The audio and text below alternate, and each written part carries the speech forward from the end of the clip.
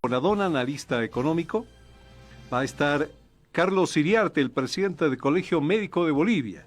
Vamos a tener a María Teresa Segada, socióloga y analista en temas políticos. Y va a estar con nosotros Julio Calle Machicao, activista de la coordinadora de la campaña boliviana por el derecho a la educación.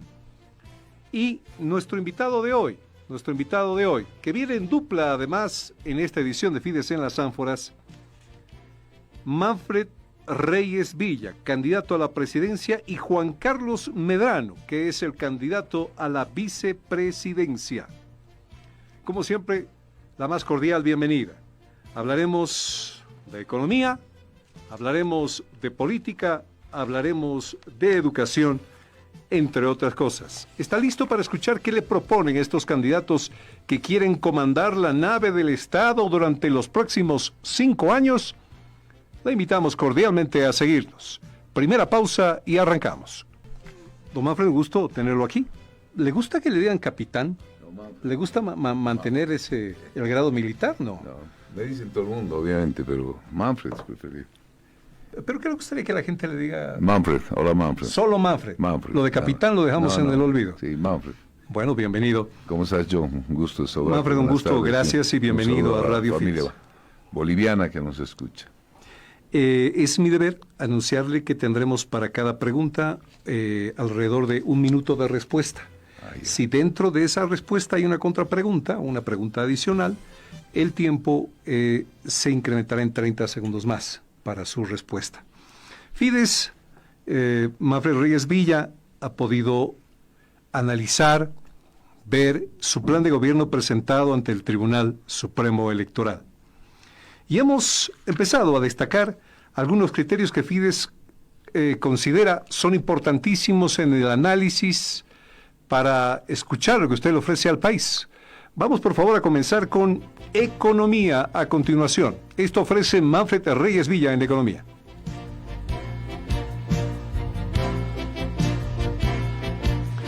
Privatización selectiva de empresas ineficientes o sin rol estratégico, revisión de una nueva ley de hidrocarburos, eliminación de la subvención de combustibles, tipo de cambio fijo, eliminación de la renta vitalicia de expresidentes y vicepresidentes del Estado, entre lo que le llama la atención a Fides. Manfred Reyes Villa, Alberto Bonadona, analista económico, está con nosotros acompañándonos en este bloque económico. Comenzaré con una pregunta. ¿Y de dónde saca Manfred Reyes Villa que la gasolina pueda costar 5 bolivianos el litro? Bueno, yo si le contesto, evidentemente inclusive cuesta menos de 5 bolivianos, pero lo estamos redondeando a 5 bolivianos. Te comento, querido John, rápidamente, nosotros hemos estado en las refinerías más grandes del mundo. Nosotros podemos traer la tonelada métrica de gasolina, que tiene 1.250 litros, podemos traerla en $600. Y la tonelada métrica de diésel, que tiene 1.147.37 litros, está un poco más caro, en $650 la tonelada métrica. La traída de Arica hasta aquí, hasta Sencata, 0.90 centavos, y la comisión de la gasolinera, 0.20 centavos, de la estación que vende la gasolina. Estás hablando de 4.98 centavos del diésel, y de la gasolina estás hablando de 4.69 de bolivianos, perdón, cada uno boliviano. Entonces nosotros vamos a vender a 5 bolivianos. Para esto hemos estado trabajando bastante, inclusive hemos hecho un video de cómo va a ser para mayor facilidad para la gente de la población, para que vea que ya se podía haber vendido a ese precio. Es una pena, es realmente, que la subvención, ¿dónde ha ido a parar? A los intermediarios, ¿a quién? Eso vamos a estar investigando, pero la gasolina debía haber sido, pero para eso necesitamos estabilizar la economía del país, para bajar el dólar, porque si el dólar, pero si era a 6.96, podéis haber vendido a menos de los 3.74, y no va a ser 87 octanos, 95 octanos, es decir, la mejor gasolina. Alberto Bonadona. Bueno, para complementar esta parte, exactamente lo último que toca Manfred, y es que no está considerando el tipo de cambio paralelo. No. Porque si se considera el tipo de cambio paralelo, ya no podemos hablar de 5 bolivianos. Claro, imposible. Ahora, estaría pensando que ese tipo de cambio podrá volver a los 6.96. Sí, nosotros tenemos, con todos nuestros economistas, hemos llegado, vamos a tener un tipo de cambio entre 7 y 8.20, 8 bolivianos con 20 el dólar. Entonces en ese rango sí va a entrar a los 5 bolivianos. Obviamente hoy está en ¿qué? En 16.50, ¿no es cierto? Y no sabemos, llega hasta 20. Entonces, y como te digo, a 6.96 debía haber llegado mucho menos, pero eso en su momento ya aclararemos. Manfred Reyes Villa habla de un cambio fijo. Bueno, un cambio fijo, estamos hablando de 7 bolivianos, pero hemos estado analizando y estamos hablando entre 7 y 8.20. Más allá, el programa, por ejemplo, te va a decir el programa de gobierno que vamos a rebajar, digamos, los ministerios, 3 ministerios, a 14, 17 a 14, pero hemos visto que lo vamos a hacer a 12. Es decir, siempre tenemos que haber presentado el programa en tiempo, pero estamos con la gente técnica. Va a ser cuando presentemos el gabinete sombra, querido John, va a ser la calidad de gente que tenemos para los diferentes ministerios. Manfred, entonces el dólar, usted fijo lo pondría entre 7 y 8.20. Sí, es un cambio, digamos, si quieres, tipo bolsín, flexible, entre 7 y 8.20. Alberto. Bien, me gustaría hablar del litio. Usted ha hablado de una venta anticipada y la ha llamado también titularización. Así es. Y en este tema se habla de que conseguiría 10 millones de dólares. A mí lo que me preocupa en esto es que los 10 millones no van a llegar inmediatamente, o sea, va a tomar un tiempo, al igual que podría tomar un tiempo cualquier trámite, cualquier negociación que se lleve, digamos, con el Fondo Monetario Internacional.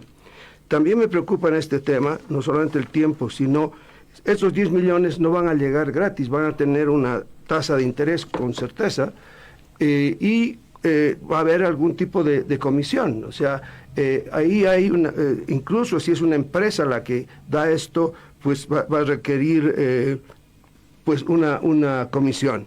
Y bueno, esa sería una primera parte.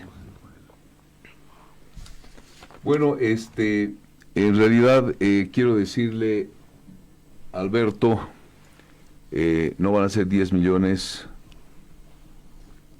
van a ser 10.000 millones de dólares. Perdón, sí, claro, 10.000 millones. 10.000 millones de dólares vamos a traer inmediatamente, querido Alberto. En primer lugar, es una venta adelantada o una emisión de bonos adelantados de litio. 10.000 millones de dólares que nos van a dar, y estamos hablando de un 3% de litio nada más, porque hemos hecho el cálculo con la gente experta.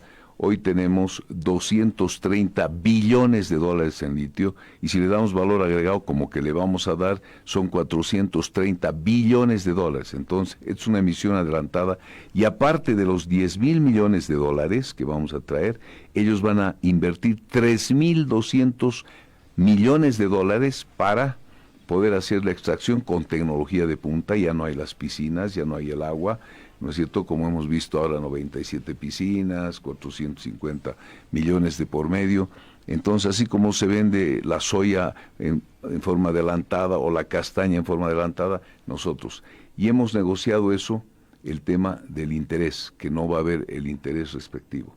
Realmente es gente que está viniendo, gente que quiere apoyar, son las fábricas, industrias de litio más grandes del mundo, que tienen el contacto ya con KTL, por ejemplo, para que nosotros podamos ser socios en toda la cadena productiva. Hemos estado en la India para también hacernos socios de todo el material catódico y podamos ir recibiendo recursos, no solamente ya exportando materia prima, sino con valor agregado, porque ya basta de ser solamente exportadores de materia prima. Entonces, esto va a ser, digamos, en agosto, 17 de agosto son las elecciones.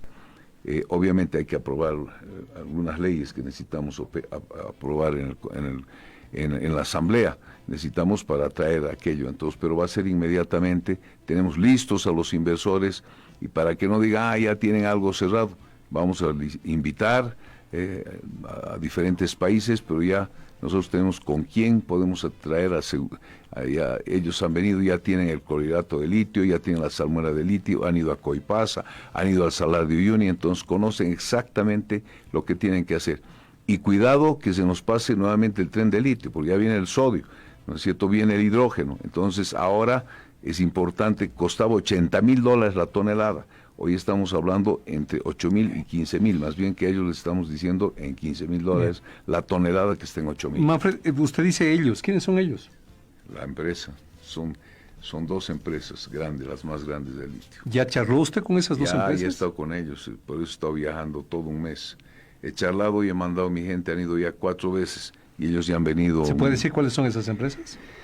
No todavía, en su momento lo diré. Bien, perfecto. Bueno, ¿qué ocurriría si no gana? Igual pasaría la posta de las empresas al ganador, y me preocupa mucho el tiempo, los tiempos, porque a partir de noviembre pues va a suponer que sea un trámite, o sea, no se trata de emitir bonos y estos van a ser colocados inmediatamente, más aún en un proceso de titularización. Bueno, tienes el tiempo necesario porque estamos hablando el 17 de agosto, ahí vamos a saber qué ha pasado. Y ya la transmisión de mando ya es el 8 de noviembre, ¿no es cierto? Entonces, todo ese tiempo ya, desde ahorita ya estamos trabajando, más allá de ganar, no ganar, estamos seguros de ganar, pero ya estamos trabajando en todas las leyes, ya estamos trabajando con sus abogados, ya hemos tenido varios Zooms, tenemos ya el proyecto de ley, tenemos el proyecto de contrato, estamos trabajando como si ya fuéramos gobierno, bueno, Dios mediante seamos y podamos realmente cambiar las cosas. Alberto, tú eres un gran economista, sabes muy bien que ninguno de los candidatos va a poder hacer lo que yo te estoy diciendo, ninguno. Hemos estado el otro día y si me extiendo un poquito, pero es importante que le cuente a la población. Está en su tiempo. He estado yo en Bolivia 360, he estado el BID, el Banco Mundial, el Fondo Monetario Internacional, con la calificación triple C menos, 300 millones te pueden ir dando, ¿y en qué tiempo? Y con eso no vas a hacer nada, absolutamente nada. Entonces ninguna institución te va a dar los recursos como creen. A Milei han tardado de darle 20,000 millones en 1 año y medio, ¿no es cierto? A Macri le han dado 57,000 y no ha podido lograr ni siquiera gastar los 40,000 millones que ha salido. Entonces, porque el Fondo Monetario no es y te va a dar, te pone una camisa de fuerza, condiciones muy drásticas para la población. Manfred, usted ha puesto en práctica algo que ha llamado la atención. Lo hizo en el caso de la última feria, la FEXCO, una especie de alianza con lo privado y lo público. ¿Cómo se maneja eso cuando hay un especial cuidado o algo que se ha venido difundiendo como que entrar en lo privado es privatizador, por ejemplo, y lo público que no sabe administrar? Realmente yo lamento mucho que lo público no sea muy bien administrado, pero por eso las alianzas públicas privadas han sido un éxito. Hemos hecho 14 alianzas públicas privadas en Cochabamba y todas un éxito. La Feria Internacional ha sido, ni bien hemos recuperado el campo ferial, hemos empezado a invertir, digamos, a hacer los pasillos, los portones, y a las empresas privadas les hemos pedido que mejoren sus stands. Entonces hemos entrado con la ICAM, ha habido una inversión de parte de la ICAM para poder lograr hacer todo lo que hemos hecho, y obviamente hemos recogido, ha habido un movimiento, el primer año, los 11 días, $150 millones, y nosotros hemos ganado 18 millones. La segunda feria se ha movido $175 millones y hemos ganado 20.5 millones de bolivianos. En la primera feria hemos construido con esa plata el pabellón más grande de Canalta. En la segunda feria, con los 20 millones hemos construido la plaza de comidas. Puesto en el país, grandes. ¿Cómo sería esto, Manfred? En el país, alianzas públicas privadas en diferentes temas podemos hacer. Esto es en el caso de la feria. Por ejemplo, el Mutún es el país, ¿no es cierto? Pues, tú vienes y yo te digo muy bien, ¿quieres manejar el Mutún? Hay un empresario cruceño que dice, yo me hago cargo del Mutún, yo manejo, yo hago esto, deme una alianza pública privada. ¿Pero con más porcentaje para el Estado boliviano? Es igual. Mira, te doy un ejemplo de México. Pemex México es una empresa estatal. Mientras ha manejado un privado, tenía renta, el privado ganaba y ganaba obviamente el Estado. Han estatizado y ya está en déficit la empresa. ¿Por qué? Porque no está bien mal manejada. Y en el modelo económico que nosotros tenemos, todavía tenemos tiempo, ya no tenemos. Me queda claro. Alianza público-privada 50-50, Alberto. 50-50. Sí. ¿Cuál sería la visión de país a futuro? Porque nuestro país se caracteriza por ser productor de materias primas, hemos estado viviendo sobre esto. Por supuesto que el litio ofrece cierta alternativa, sin embargo, esperar que nosotros podamos competir, por ejemplo, con la China puede ser muy complicado. Aparte de lo que podría ser la oferta de litio, ¿qué otros sectores, qué otras actividades económicas se podría pensar a futuro? Digamos, en una Bolivia del 2035. Mira, Alberto, el país siempre ha sido un país monoproductor. En la época de la goma era solo la goma, la época de la castaña, solo la castaña, y sigue siendo importante la castaña, $200 millones al año. Pero en la época del gas, solo el gas. En la época de, digamos ahora de litio, que sea solo el litio, no. Tenemos que diversificar la economía. Tenemos, pues yo digo, es un país tan rico. Aquí podemos hacer la emisión de bonos de carbono. ¿Cuánta plata estuviera ingresando de toda la Amazonía? Diversificar la economía, tenemos la industria sin chimeneas, es decir, fortalecer. El salario de Uyuni nomás debían fortalecer para que se hagan, digamos, hoteles para que venga tanta gente a ver lo que es el salario de Uyuni. Tenemos que diversificar la economía, potencializando, digamos, la ley de hidrocarburos para que venga gente. Yo he estado en la Argentina, he hablado con Bulgeroni, no le interesa ya venir a digamos, invertir en exploración porque han encontrado vaca muerta, pero quieren el ducto, obviamente, alquilarlo, y mientras nosotros podamos, digamos, explorar con gente que venga a invertir, podemos encontrar. Además de eso, hay que diversificar totalmente la economía en minerales. Vamos a arreglar con los cooperativistas de oro, van a seguir pagando las regalías donde tienen que pagar, pero además van a pagar al Estado. Entonces vamos a ir fortaleciendo económicamente nuestro país. Es decir, tenemos múltiples actividades en orden económico para diversificar la economía, que es lo que más necesita nuestro país. Alberto Bonadona, muchísimas gracias por acompañarnos en este primer bloque, entrevistando a Manfred Reyes Villa, candidato a la presidencia. Le agradecemos. Si quiere adicionar algo más, adelante, por favor, Alberto. No, simplemente que sería interesante llegar a tener cosas específicas, puntos específicos, números específicos de este futuro para Bolivia. Y bueno, agradecer también las respuestas del candidato y a ti, John, como siempre. Alberto, como siempre, un placer. Desde que te vayas, tú sabes que el país recibía $6.600 millones por concepto de gas, ahora hemos bajado a 1.600. Imagínate, si hubiéramos seguido explorando, ahorita tuviéramos el doble, porque el gas va a necesitar 50 años más el mundo. ¿No es cierto? Así es. Así. Muy bien. Manfred Reyes Villa dice que subirá el ingreso de los trabajadores. ¿Subirá salarios? ¿Quiere decir esto? Manfred Reyes Villa nos lo cuenta después de la pausa, porque nos meteremos a fondo en el tema salud. Y esto hemos recogido de su plan presentado ante el Tribunal Supremo Electoral. Veamos.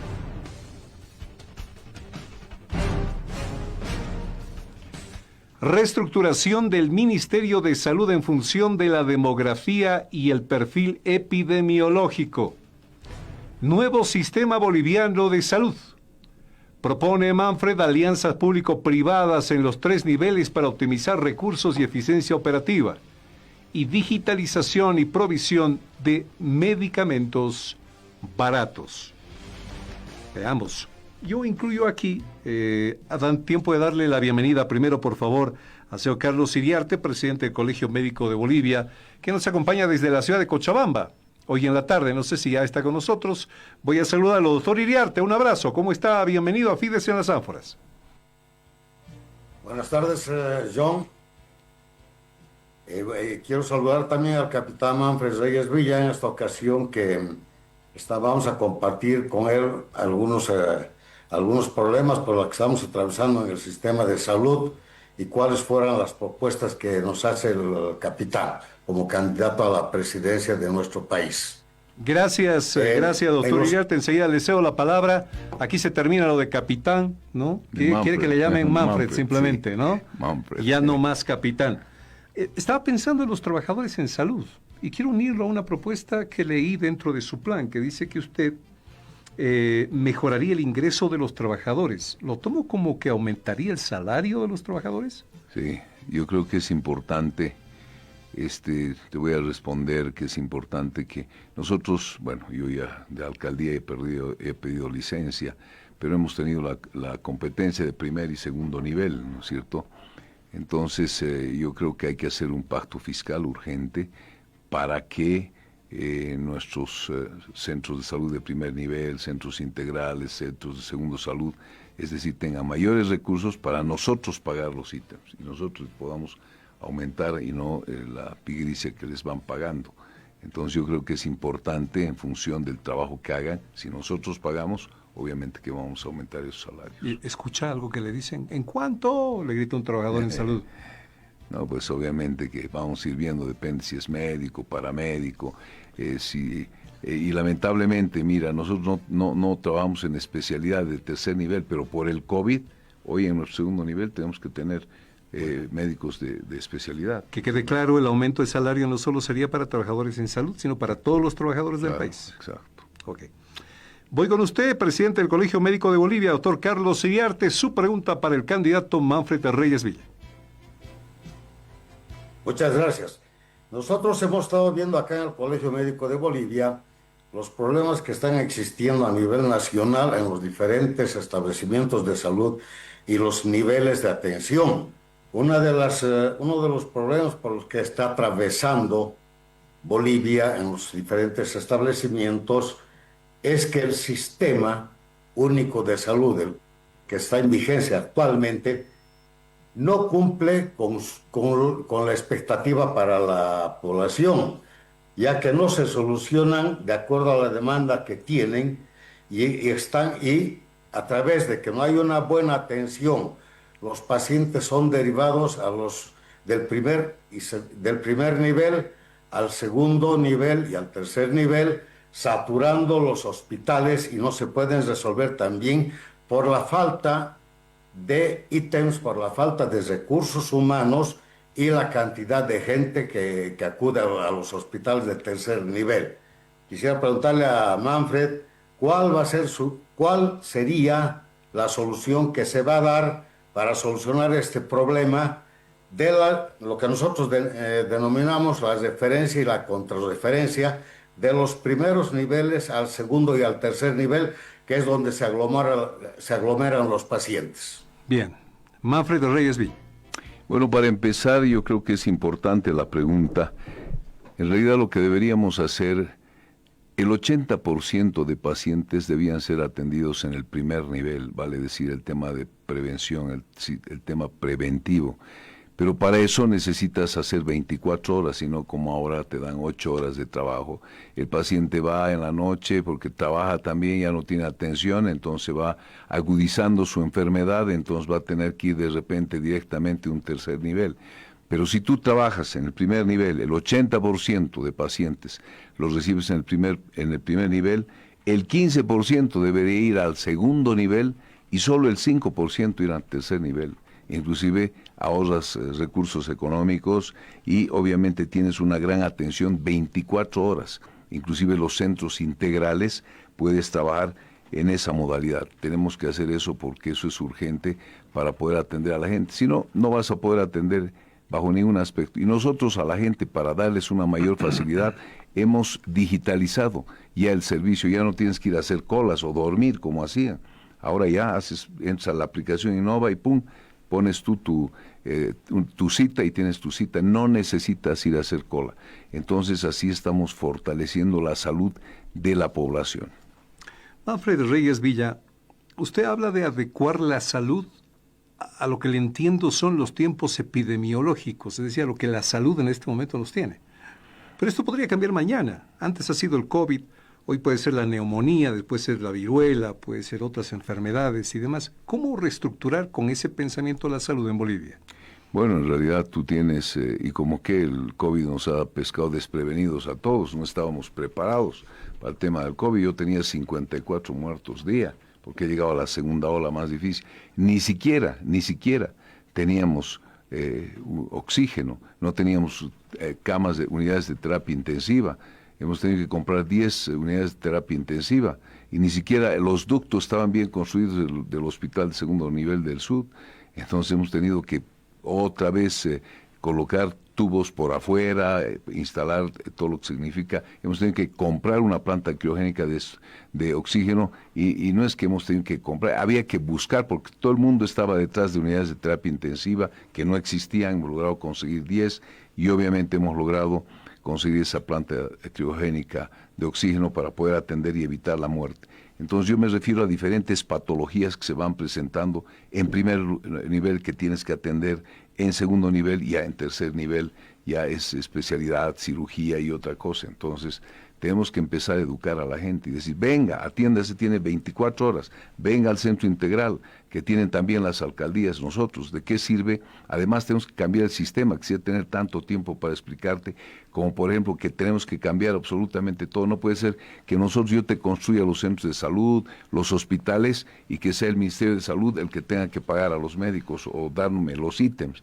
Yo tengo que tener la competencia y los recursos para pagar los ítems y así hacer una excelente atención a la población. Presidente Carlos Iriarte. Sí, bueno, tantos problemas que tenemos en nuestro país respecto a la atención de salud, brindar una atención de excelencia a nuestra población. También hay una cuestión que nos preocupa mucho, que es el éxodo de los profesionales formados acá en Bolivia, tanto como médicos generales o como de especialidad que ya se hacen acá en el país, los cuales, porque no existen ítems o son ítems que están asignados a dedo al calor político, entonces estos profesionales jóvenes se ven en la necesidad de emigrar al exterior e ir a trabajar allá en condiciones que no son muy favorables también para ellos en el exterior. Es una preocupación bastante grande la que muchos médicos no tienen trabajo. ¿Cuál sería, Manfred, la solución para evitar el éxodo de nuestros profesionales que están bien capacitados también acá en el país? Gracias, doctor Iriarte, por la pregunta. En realidad, lo primero que debíamos hacer es, obviamente, si no me equivoco, hay la ley 3131 del sistema médico, entonces eso permite institucionalizar los cargos, que no sea al calor político, sino institucionalizar los cargos y en realidad se va a respetar y la gente va a poder hacer. Pero además de eso, lo que yo decía, necesitamos urgente hacer un pacto fiscal. Si no hacemos el pacto fiscal, el 75% se sigue llevando el gobierno y el 25% va a las regiones. El otro día, rápidamente les cuento, yo volviendo en función del Brasil para ver la emisión de bonos de carbono, me encontré con 17 jóvenes, yo dije, son de alguna promoción, del colegio, donde había venido de vacaciones. Hola, Manfred, hola, vienen los 17. ¿Qué hacen? ¿Han venido de vacaciones, la promoción? No, somos médicos, los 17. Y hemos venido a convalidar nuestros exámenes aquí a San Paulo para trabajar. Y nos hemos quedado 10 días porque los 17 hemos pasado. Imagínate, John, en un país de más de 230 millones de habitantes han tomado los 17 profesionales médicos que están trabajando en este momento en Sao Paulo, porque aquí no hay espacio. Egresan médicos y toman, como dice el doctor, al calor político, no hay la institucionalización y no hay recursos para contratar, pero si nos dan la competencia a las alcaldías de pagar los ítems, los médicos, entonces realmente pues, y hay los recursos económicos, entonces claro, tú vas a contratar a los médicos y vas a evitar esa fuga de recursos humanos que cuánto le cuesta al país a formarlos. Además, con semejante talento los han recibido inmediatamente en el Brasil. Los 17 están trabajando allá. Más ítems, más plata. Más plata. Pues no hay plata y ya escuché algo de un recorte a lo público. No, pero hay plata porque en vez de darte el gobierno solo el 25% de las regiones te dan el 50%, son más recursos y donde tienes que invertir tú en más salud y más educación.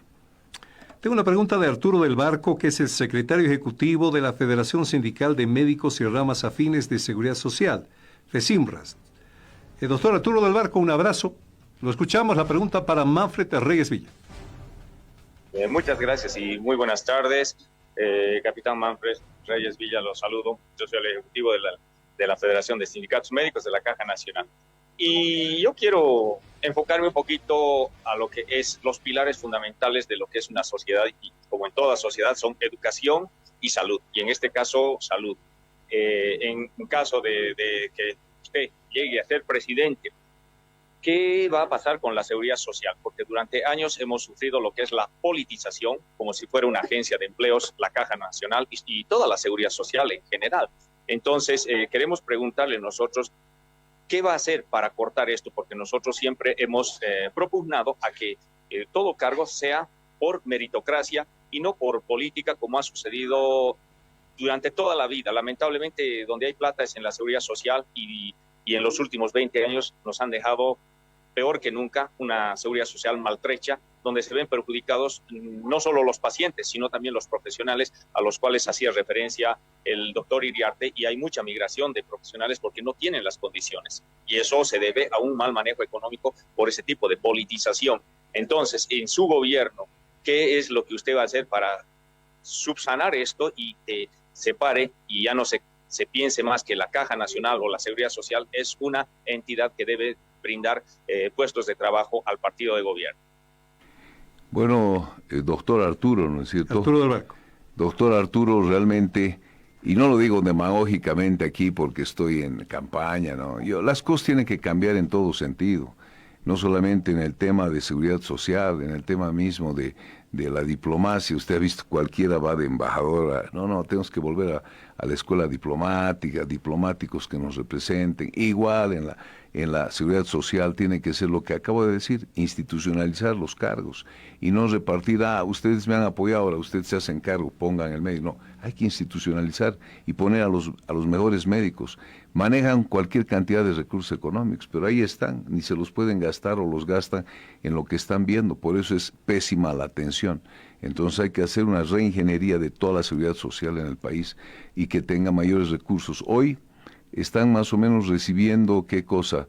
No reciben ni el 10% del presupuesto general, reciben 5 y un poquito más del presupuesto general de la nación, y la salud debería recibir mínimo un 10% del presupuesto general de la nación. Y obviamente ellos tienen recursos porque la gente está pagando sus alicuotas obviamente de su seguro, ¿no? Pero están ahí, ni gastan, ni hay medicamentos, hay colas, hay filas y la gente se va quejando. La seguridad social es algo muy importante, pero tenemos que empezar con la meritocracia, con la institucionalización de cargos y no políticos, porque igual el médico que sea institucionalizado igual va a trabajar con el gobierno. Si lo hacemos bien, ¿por qué tendríamos que estar colocando cargos políticos ahí que respondan al partido de gobierno y no al pueblo como debería ser?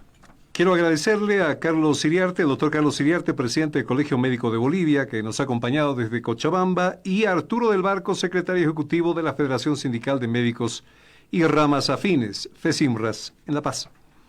Nos vamos al bloque de política enseguida.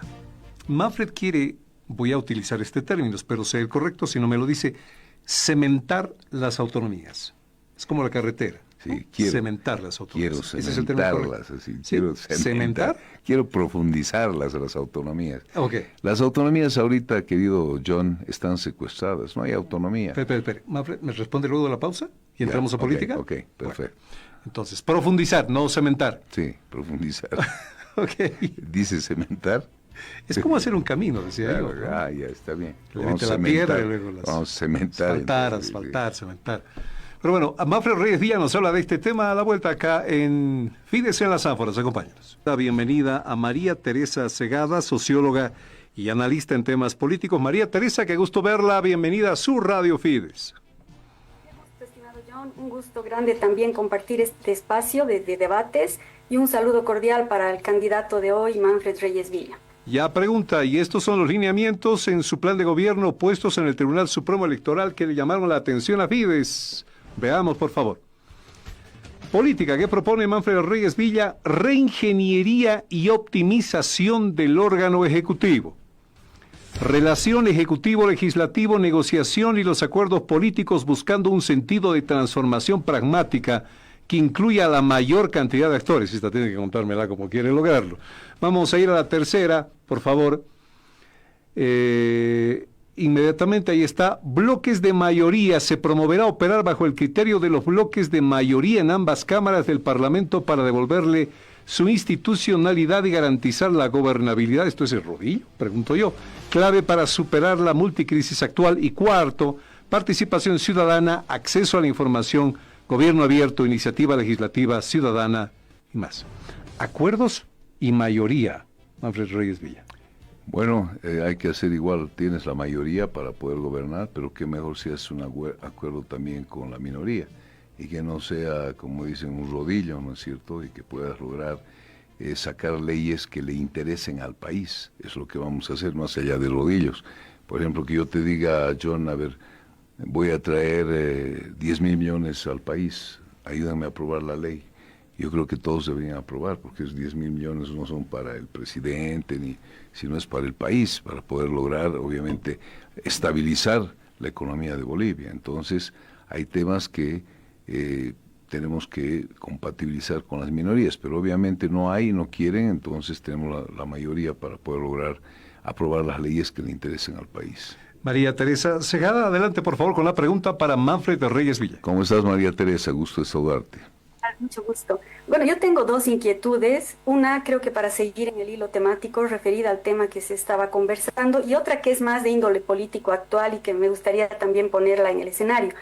Pero me voy a la primera. Manfred, sabiendo que Bolivia necesita un escenario de gobernabilidad, entendida esta como un acuerdo entre ejecutivo y legislativo para poder llevar adelante justamente políticas que además pueden significar un cambio en el país y va a ser muy difícil llevarlas adelante. Pero la gobernabilidad también es la relación del gobierno con las organizaciones de la sociedad. Pero nos vamos al primer plano al que justamente se plantea la propuesta. La pregunta que yo tengo es, ¿qué características tendrían que tener estos acuerdos para no caer en esta situación de cuoteo político, de clientelismo, de instrumentalización que de alguna manera cuestionaron al sistema de partidos políticos hace unas 2 décadas, ¿no? Y que provocaron de alguna manera también el derrumbe de ese sistema? ¿En qué se basarían estos acuerdos, además, para que sean sostenibles en el tiempo y no se hagan acuerdos circunstanciales para diferentes cosas y con diferentes actores, que es un poco lo que está sucediendo en este momento? Gracias por la pregunta. Yo creo que estos acuerdos deberían ser abiertos al pueblo boliviano, por ejemplo, para el nombramiento de autoridades donde se necesite 2/3. Deberíamos nombrar personalidades donde todos estemos de acuerdo y que la población sepa a quién estamos nombrando. Evidentemente, tienes razón, antes se nombraba, a ver, ya ustedes nombran al Tribunal Constitucional, les toca. A ustedes al Tribunal Supremo de Justicia, ustedes ya nombran la Fiscalía, había un cuoteo, si recuerdas, ¿no? Y eso le ha hecho bastante daño al país. En cambio, si logramos hacer, los temas que necesitemos acuerdos en el Parlamento, en función de los intereses del país, realmente sería lo mejor, como estoy hablando hace rato, de institucionalizar instituciones, igual que nombremos a la gente, el Contralor General de la República, que sea uno de los mejores del país, igualmente en todas las instituciones que necesitemos nombrar por 2/3, si es que no se los tienen los 2/3. Entonces creo que ese tipo de acuerdos son los que nos interesa de cara al país, ¿no es cierto? Y ojalá que en lo diplomático, igual que nombran, son aprobados en el Congreso los senadores, diputados, o más bien los embajadores, que más bien vayamos otra vez, que sean los de carrera diplomática los que nos representen en el país, para que estemos bien representados. Y no a él nos ayuda en la campaña que se vaya de embajador a la Argentina, que se vaya embajador al Ecuador, etcétera, etcétera. Entonces yo creo que tiene que ser acuerdos frente al país. Manfred, pero a ver, veamos lo que puede pasar, que es lo más seguro que puede pasar. Sí. Un parlamento, una asamblea, al menos en diputados, totalmente parcelada. Porque el MAS, si no gana, va a estar ahí de oposición. Va a estar ahí también la que es oposición el día de hoy, tratando de mandar o comandar, si es que logran la silla presidencial. Y van a tener que haber acuerdos, lo que ya va a ser difícil. El otro es pedir peras al olmo, hablar de una especie de conciencia cuando se trate de programas por el bien del país. Evidentemente, por eso ojalá que hoy el país piense antes de votar por cómo tiene que votar. Ha visto que ahora han sido simplemente levantamanos, gente que ni sabía de lo que estaba aprobando. Ojalá que ahora sean las cosas totalmente diferentes. Inclusive en la época de Evo Morales, a Evo Morales le tocó la fiscalía, igual ha habido el cuoteo famoso de esa época. Ojalá que no volvamos a eso y evidentemente van a haber digamos, va a ser diverso el Parlamento, porque obviamente nosotros tenemos parlamentarios, los otros candidatos tendrán parlamentarios, y también no sé qué va a pasar en el tema. Todavía falta mucho por ver en unas 2 semanas quiénes van a ser realmente los candidatos, quiénes van a correr de candidatos, ¿no es cierto? Falta algunas definiciones, y en función de eso, obviamente, que podamos lograr esos acuerdos, que no sea como María Teresa nos dice, y tiene razón, que no sea al calor del cuoteo político, sin el interés del país. Por lo menos nosotros así. Y si vemos y si nosotros tenemos que aprobar y ver, y lo digo públicamente, es una personalidad que tiene que ser nombrada, vamos a apoyar porque va a ser frente al país. Okay. María Teresa Segada, voy contigo. Curiosidad sobre esta cuestión del planteamiento de los bloques mayoritarios. Si esto implica una suerte de acuerdos con los opositores, si en determinado momento podrían formar parte de un bloque mayoritario también sectores que hoy día se encuentran en el oficialismo, por ejemplo, o afines al movimiento al socialismo. Entonces, ¿cómo se maneja esta idea de un bloque mayoritario? Sabiendo además lo que decía John, ¿no? Esta dispersión y fragmentación que no va a cambiar luego de que se realicen las elecciones. ¿Cómo se administraría este bloque? ¿Cómo se sellaría este acuerdo más de largo plazo, digamos? Ojalá que no existan los intereses que me das, que te doy, ¿no? El toma y daca, y exista la conciencia de que podíamos lograr. Yo creo que la interacción con las diferentes fuerzas políticas es importante, ¿no es cierto? Hemos logrado, cuando yo estaba a la cabeza de NFR, teníamos una gran cantidad de diputados y senadores, hemos logrado acuerdos importantes, sin prebendas para un partido, hemos logrado avanzar bastante. Ojalá que eso vuelva al país frente a 19 años, casi 20 años de un ciclo que han sido mayoría y que ha sido un rodillo, y que no se ha tomado los intereses del país, han sido más los intereses de un partido político. Ojalá que eso no se repita. Estoy seguro que no se va a repetir. La gente hoy es consciente, la misma gente del campo. Acuérdate tú, María Teresa, cómo vota, ¿no es cierto? Acuérdate que cuando eran las elecciones presidenciales, yo era candidato a prefecto. Hemos arrasado en la elección prefectural, la gente del campo ha votado de forma cruzada. Evo presidente, Manfred prefecto. Entonces tienen la madurez política para poder votar, y ahora que hemos ganado las elecciones en Cochabamba, igual nos han dado mayoría, la gente de las laderas, hemos logrado 7 concejales que nos ha permitido gobernabilidad. Hoy estoy seguro que hay madurez política en todo lo que está pasando, y en estos últimos días, y estamos viendo la violencia, los actos que se están dando. La gente ya está cansada de este tipo de confrontación, este tipo de política. Entonces las cosas van a cambiar, y el voto de la población estoy seguro que va a votar en forma diferente. Recojo el término que utilizó Manfred Reyes Villa, profundizar autonomías. ¿Hasta dónde? Hasta donde se pueda. Y no te hablo todavía de un país federal, porque no quiero meterme a aquello, aunque yo soy un pensador de un país federal, pero hay que empezar con profundizar las autonomías y que las regiones tengan las competencias respectivas. Vale decir, hoy yo para arreglar el Teatro Achá tenía que esperar el permiso del Ministerio de Culturas para poder arreglar el Teatro Achá de Cochabamba. O para arreglar la catedral de Cochabamba, sigo esperando, hace 3 años que no recibimos el permiso para arreglar, y cualquier rato puede haber un derrumbe en la catedral. Entonces, no, pues yo creo que las autonomías tienen que profundizarse, tienes tus recursos, tienes que aprobar políticas departamentales, locales, con autonomía. Para mí las autonomías están totalmente secuestradas. Pero su pensamiento lo confiesa aquí en Fides, es federalista. Después de las autonomías, ¿iría usted a un federalismo? Yo iría a un federalismo. Yo creo, sí, yo soy un convencido de un país federal algún día, cuando la gente sepa que federalismo no es separatismo, cuando sepa que el Brasil es un país federal, que Argentina es un país federal, que Estados Unidos, que México son países federales, teniendo sus competencias de lo nacional, de lo departamental y local. Entonces tienes tus recursos. No puede ser que para arreglar, como te estoy diciendo, un teatro tengas que esperar el permiso desde aquí de La Paz. Y estamos otra vez centralizados. Para todo tenemos que venir a La Paz, hacer los trámites y todo. Tengo yo estos recursos, quisiera tengo una capacidad de endeudamiento, puedo endeudarme, tengo que venir aquí al BIFE, a todo, a pedir permiso para endeudarme, cuando sí lo puedo pagar. Mire quién le pregunta a Manfred Reyes Villa. El candidato a la presidencia por el Partido Demócrata Cristiano, PDC, Rodrigo Paz, tiene una pregunta para él. Escuchamos.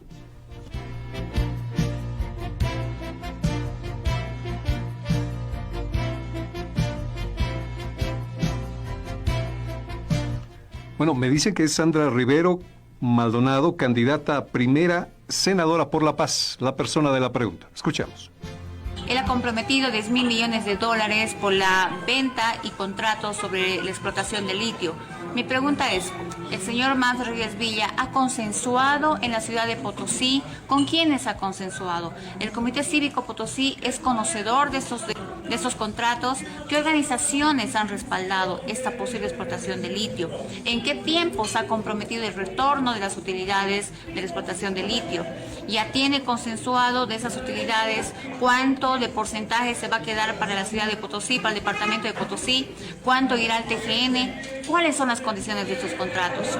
Además, también se ha consensuado, es de conocimiento de todos nuestros ciudadanos potosinos, cuál es el plan de contingencia respecto al daño medioambiental por la explotación de litio, tomando en cuenta que uno de los planes a futuros es tener la venta de bonos verdes para el mundo desde Bolivia.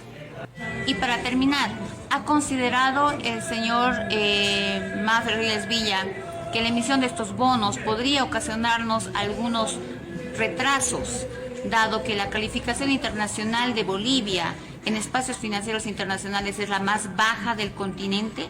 ¿Será inteligente hablar de bonos cuando se trata de la extracción de un recurso natural importantísimo para la implementación de una reserva sólida en Bolivia? Muchas gracias por la pregunta, Sandra, y lo más inteligente es hacer lo que te estoy diciendo, porque es la forma más rápida de traer recursos económicos y además ya no vamos a utilizar, como dije anteriormente, ya no vamos a utilizar el agua, sino otro tipo de extracción con tecnología de punta, cuidando obviamente el tema medioambiental. Y evidentemente he hablado con los dos, son dos concipos, he estado hablando con ellos, he estado hablando con Potosí, porque hoy sí le vamos a dar la cantidad de regalías que ellos, estamos hablando del 11%, que se tiene que quedar, ¿no? Como las veces pasadas que han sacado, mira, el Cerro Rico de Potosí, que ha quedado en Potosí casi absolutamente nada. Entonces somos conscientes, más allá de la calificación triple C, que tiene 2022 puntos, en contra es uno de los peores países con calificación, es riesgo país, pero sin embargo, lo difícil va a ser traer más bien a través de otros mecanismos, llámese Fondo Monetario, llámese el Banco Mundial, llámese la CAF, eso sí va a ser difícil y poco a poco, y necesitamos traer los recursos inmediatamente y los vamos a traer. Entonces creemos que no podemos seguir dejando pasar el tren de litio. Realmente si tenemos una potencialidad, la tenemos que utilizar en beneficio de nuestro país. Cuando costaba $80,000 la tonelada, imagínate la cantidad de recursos que hubiéramos tenido como país. Y obviamente al margen de diversificar toda la economía del país, no solamente vamos a ir al litio, pero sí le vamos a dar valor agregado.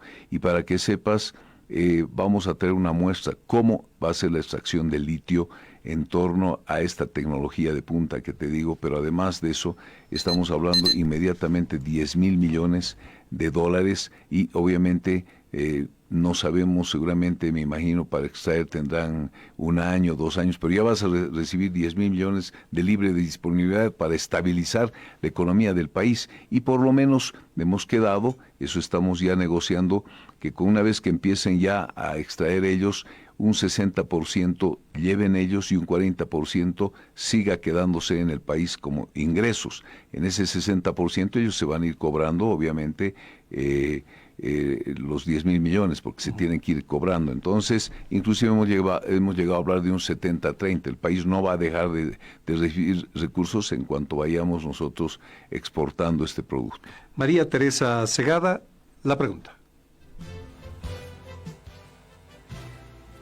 Perdón, estaba sin audio. Quería retornar un poco al tema de las autonomías. Yo coincido en que las autonomías en Bolivia han sido recortadas y uno de los escollos más grandes para avanzar ha sido la imposibilidad de realizar un pacto fiscal, que es una tarea necesaria para avanzar en esos temas.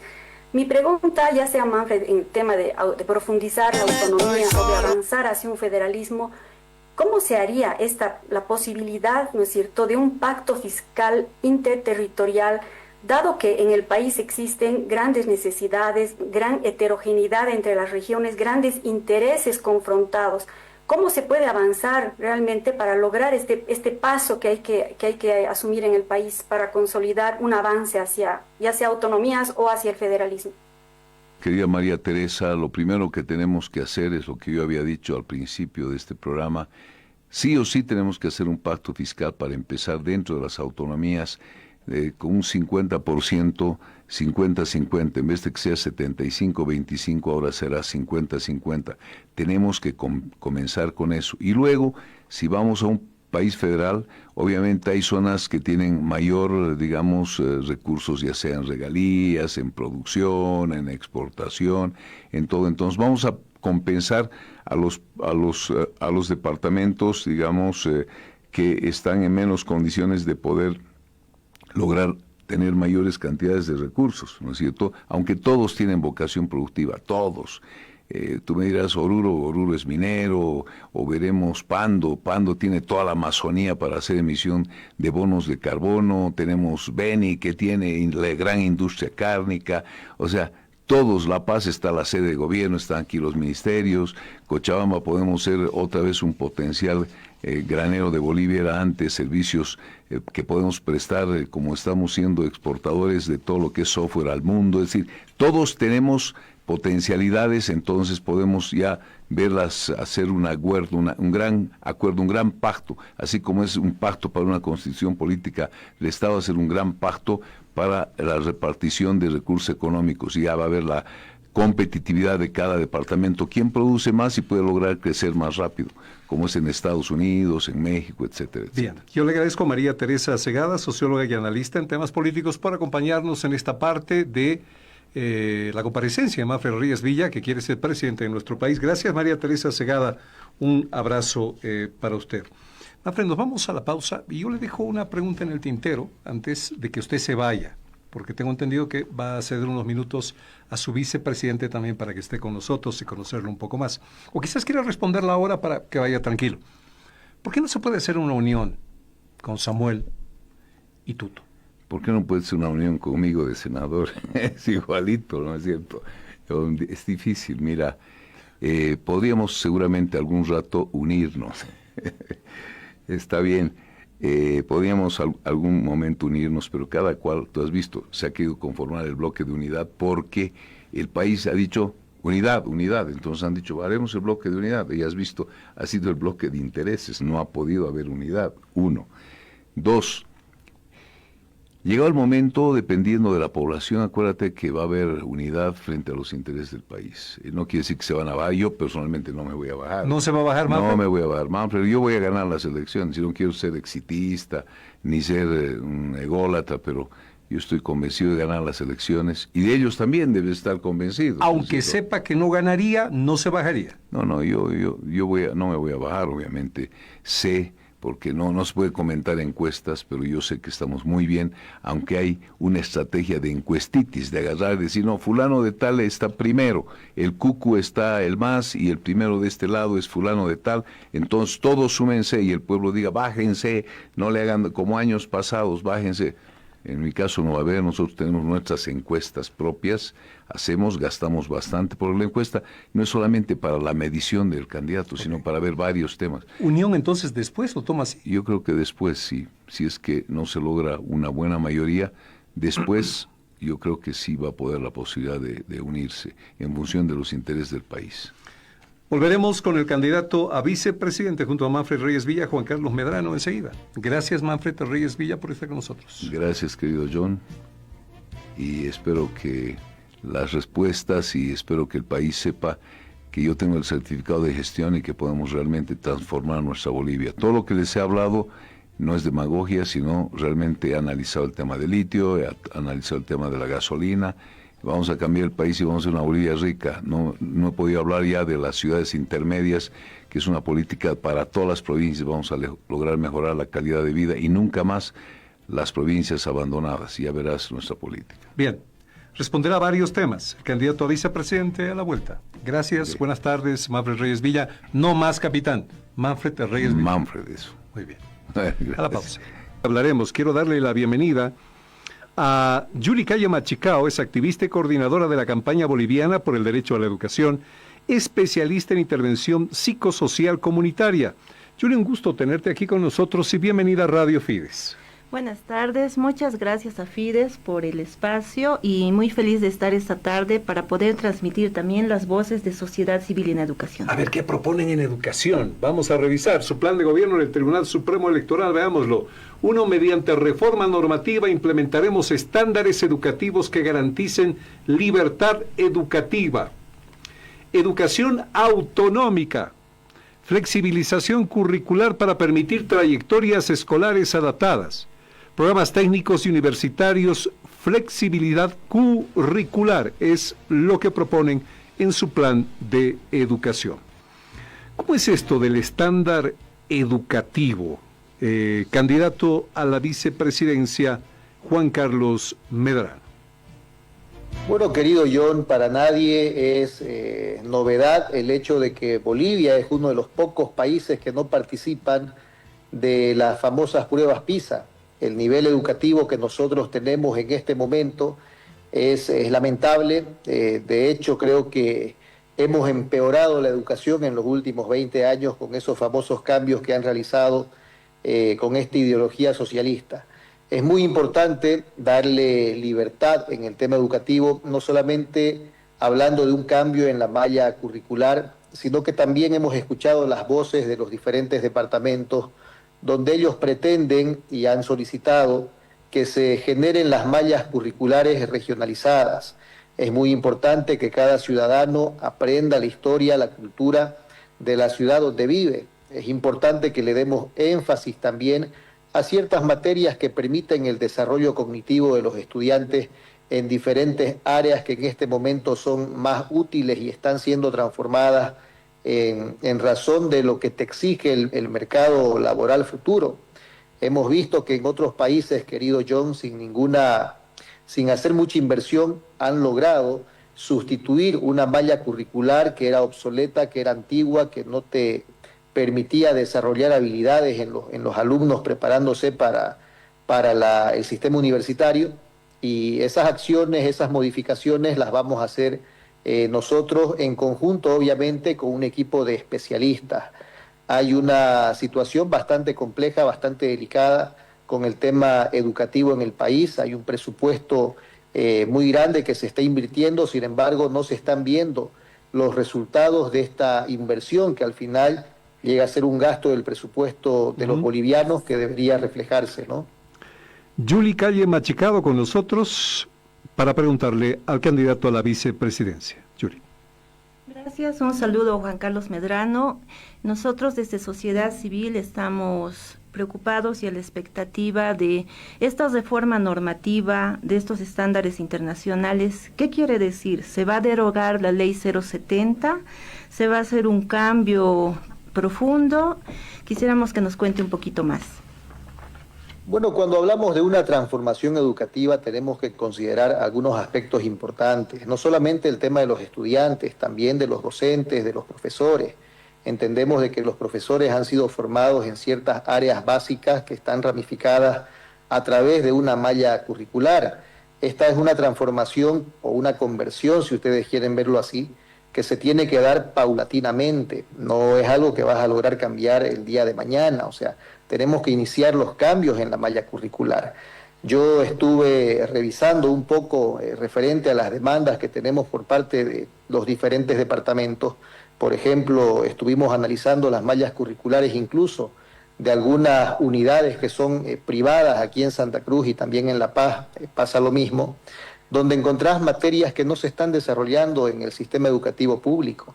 Entonces, el hecho de implementar nuevas áreas de estudio para los niños, los jóvenes, requiere también la formación de los perfiles docentes, de los profesores.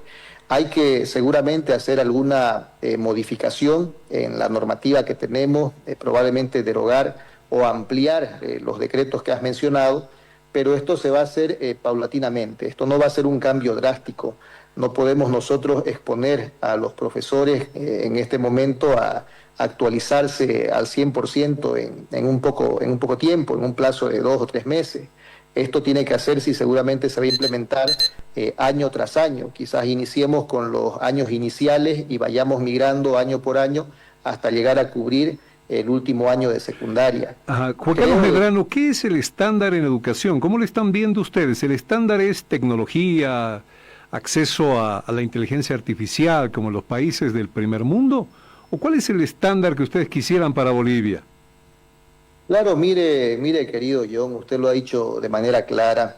Hay países donde los niños ya están estudiando ramas tecnológicas. Hoy día la inteligencia artificial se ha desarrollado impresionantemente. Sin embargo, a nuestros chicos en los colegios los tenemos sumergidos en una malla curricular obsoleta. Ellos no tienen acceso. Y no solamente en el tema tecnológico, estamos hablando también en la ciencia. O sea, continuamos nosotros arraigados en un sistema obsoleto que está bien, les da conocimientos básicos, pero muchos de estos conocimientos no te abren a actividades troncales que vas a ver en la universidad. Y yo he tenido la experiencia y la oportunidad de visitar escuelas en el extranjero, y el sistema que ellos manejan de formación para los estudiantes está dividido en 3 partes. Una es la parte básica, que tú ves allí las matemáticas, ves la historia de tu cultura, tu departamento. Otra es la parte tecnológica, que nosotros como bolivianos la hemos reducido en algunas unidades simplemente a manualidades, talleres básicos. No hemos insertado la tecnología como tiene que ser. Y la otra, obviamente, son las ramas de formación en áreas afines, que significa que los colegios les dan a los estudiantes la posibilidad de poder agarrar materias que son más técnicas, enfocadas en salud, enfocadas en educación, enfocadas en deportes. Es un sistema muy abierto, muy amplio, que permite desarrollar las habilidades de todos los estudiantes en las áreas que ellos se sienten seguros. Lo hemos visto en China, lo hemos visto en Corea, que son para mí realmente un modelo también de educación para los niños y jóvenes. Bien. Y obviamente no vamos a cambiarlo, John, en una semana, en 2 semanas. Lo vamos a hacer paulatinamente. Julie Calle Machicado tiene pregunta. Claro que sí, nos parece importante hablar de tecnología, innovación, pero nos preocupa mucho el tema de que, lo que mencionabas, el tema de la calidad educativa. El año pasado hemos presentado este estudio que es sobre la situación de la educación en Bolivia y hemos develado los resultados del estudio TERCE, que es un estudio regional comparativo explicativo de cómo están aprendiendo los niños de 3º a 6º de primaria. Hemos visto que niños no comprenden lo que leen, no pueden resolver operaciones básicas. Entonces, ¿qué se va a hacer para garantizar que los niños comprendan lo que lean, que puedan nivelarse de alguna manera antes de fomentar el tema de la innovación, la tecnología? Hay un tema muy delicado. Nosotros somos conscientes del gran esfuerzo que están haciendo los maestros en los colegios, en las unidades educativas. De igual manera entendemos que estos procesos tecnológicos de alguna manera afectan la atención de los estudiantes. Esta situación que acabas de mencionar con las pruebas TERCE que ustedes han realizado o han revisado, seguramente te ha permitido darte cuenta de lo que se viene denunciando hace más de 10 años con el famoso y el nuevo sistema Avelino Cignani que venimos trabajando en el país. Hay metodologías que se utilizan en otros países, ni siquiera de otros continentes. Estamos hablando de Uruguay, Paraguay, referente al conocimiento o a las habilidades cognitivas de desarrollo, que obviamente no las implementamos en Bolivia. Pero esto requiere una formación en el plantel docente, requiere que nosotros tengamos un sistema nuevo de actualización a los profesores y maestros de todos los niveles, desde inicial hasta secundaria. Yo por eso decía hace un momento, hay que cambiar el país, tenemos que sacar esa ideología que también se ha pretendido implementar en los libros. Esta transformación educativa que vamos a hacer hasta lograrlo en un par de años, 4, 5, 6 años, mientras vamos en inicial hasta llegar a secundaria, nos va a permitir que los estudiantes desarrollen esas habilidades, ¿no? Bolivia tiene una situación bastante compleja. Nosotros hemos realizado algunos estudios con otros profesionales, también de La Paz, también de Cochabamba, de Oruro, y la realidad social que atraviesan muchos de los niños, muchos de los jóvenes en sus hogares, también influye obviamente en el desempeño escolar. Entonces, es un tema bastante integral, no es algo que vas a solucionar con una sola medida. Ajá. Tiene mucho que ver con los profesionales de apoyo, tiene mucho que ver con la ciudad, con el entorno social, familiar, pero hay que apuntar al desarrollo en la malla curricular. Creo que ese es el horizonte y desde ahí vamos a dar soporte correspondiente. Gracias, mientras candidato. vamos aplicando estos cambios. Yuli Calle Machicado tiene la última pregunta para usted. Gracias, claro que sí. Mencionaba que la ley 070 tiene luces y sombras. Sin embargo, no tenemos que olvidar que la ley 070 es una conquista y es una lucha histórica, por ejemplo, de la restitución de los derechos lingüísticos. La pregunta va pensando también en su propuesta. ¿A qué se refieren con bilingüismo optativo? ¿Qué va a pasar con las 36 naciones y pueblos indígenas originarios? ¿Qué va a pasar con los currículos regionalizados? Bueno, yo creo que se ha utilizado quizás de una manera política el tema del idioma nativo, el tema de la protección a los pueblos originarios campesinos, y este sistema que nosotros pensamos que iba a dar una transformación educativa, lo único que hizo fue de alguna manera tratar de implementar una ideología en los niños y jóvenes. Nosotros creemos que hay que desarrollar habilidades que permitan desarrollar competencias en los estudiantes. Y alguien me decía por allí, ¿cómo vamos a hacer? O sea, nos van a obligar a aprender aymara, quechua, guaraní. ¿Por qué no nos enseñan inglés? ¿Por qué no nos enseñan alemán, francés? ¿Por qué no nos dan opciones que nos permitan tener herramientas para conseguir trabajo, para formarnos con otro tipo de conocimientos del extranjero? Entonces creo que esa facilidad o esa libertad de que el estudiante pueda optar por ciertos conocimientos que no son troncales, estamos hablando de conocimientos que son complementarios, si vale el término, va a permitir que nosotros podamos de alguna manera ampliar el campo laboral a futuro de estos estudiantes. Estábamos verificando, y yo te paso un dato importantísimo, si tú vas a un país que nosotros tanto le damos palo como es Venezuela, que ha sido víctima del socialismo, la mayoría de los estudiantes están saliendo a los 17 años ya con algunas ramas técnicas, con conocimientos que les permiten complementar en la universidad, y a los 21, 3 años después son profesionales. El sistema americano te permite en 3 años sacar un título. ¿Por qué? Porque las áreas, las mallas curriculares que manejas en inicial, primaria, secundaria, te abren la posibilidad a desarrollar habilidades que te van a servir a futuro. Entonces, el tema de la educación es integral. Ajá. Yo he tenido la oportunidad, John, de hacer un doctorado en educación en la Escuela Marítima allí en La Paz, y la verdad es que nos da mucha pena el nivel educativo en el cual hemos sumergido a los bolivianos, porque no vamos a decir de que ha sido de lo mejor, y creo que es el momento de cambiarlo si pretendemos cambiar el futuro de nuestro país. El periodista de Radio Fides Potosí, Gary Cárdenas, tiene una pregunta para usted en vivo. Gary, Fides Potosí, adelante, por favor. Directo. Del departamento de Potosí, la consulta es la siguiente para el candidato a la presidencia, Manfred Reyes Villa. Gary, no lo ¿Cómo es escucho, que no se abordará el tema de los contratos para la industrialización del litio? ¿Se va a revisar nuevamente estos acuerdos firmados previamente con el gobierno nacional o es que se empezará desde cero? Gary Cárdenas le preguntaba si se van a respetar estos acuerdos con estas empresas chinas de litio, se van a revisar o se van a cambiar, candidato a la vicepresidencia. Bueno, algo que ha dejado muy en claro Manfred, el candidato a presidente, es de que no vamos a permitir ningún contrato que sea lesivo al Estado. Los contratos que tengan condiciones desfavorables para el país no tienen que ser ejecutados. En este caso estamos hablando de un 80-20 que por nada del mundo se lo va a permitir.